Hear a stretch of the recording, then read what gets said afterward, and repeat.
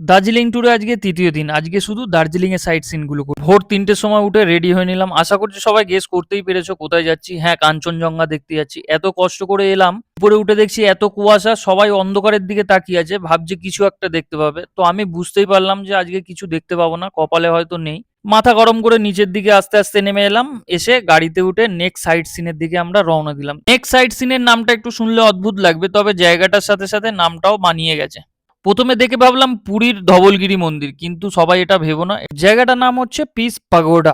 এই ম্যাডাম যখনই কোনো সিঁড়ি দেখে, উঁচু রাস্তা দেখে, বলে কোলে নাও, বলেই হাত তুলে দাঁড়িয়ে থাকে। তো উপর থেকে ভিউটাও খারাপ লাগছিল না, ভালোই লাগছিল। এখানে কিছুক্ষণ সময় কাটানোর পরে তারপরে বেরিয়ে গেলাম আমরা নেক্সট সাইট সিনের দিকে। এবার যেখানে গেলাম সেটা হচ্ছে ঘুম মনিস্ট্রি। এখানে এলে একটু ঘুম ঘুম পেতে পারে, তবে ঘুমিও না কেউ।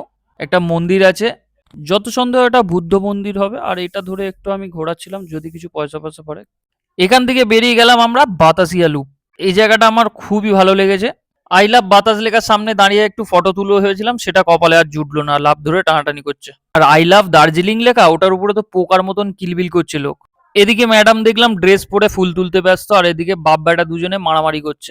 নেক্সট সাইট সিন আমাদের জু ছিল, কিন্তু বৃহস্পতিবার ভাই কেউ এসো না জুতে, জু পুরো বন্ধ থাকে। আর কোথাও যাবো না, দার্জিলিং এ বিকেলে মহাকাল মন্দিরটা দেখার আছে। এটাও আমাদের স্কিপ হয়ে গেল, মহাকাল মন্দির দেখা যাবে না, বৃষ্টি পড়ছে খুব। বিকেলে একটু মেল রোডে গেছিলাম, কিন্তু এখানের যা অবস্থা, পা গলানোর জায়গা নেই। এখানে বেশ অনেকক্ষণ সময় কাটিয়ে তারপর রুমে চলে এলাম, কারণ আমাদের প্যাকিং করা ছিল, কালকে দার্জিলিং ছাড়তে হবে। ব্যাগ প্যাক করে আজকে ব্লগ শেষ করলাম। দেখা হচ্ছে পরের ব্লগে। Tata, good night.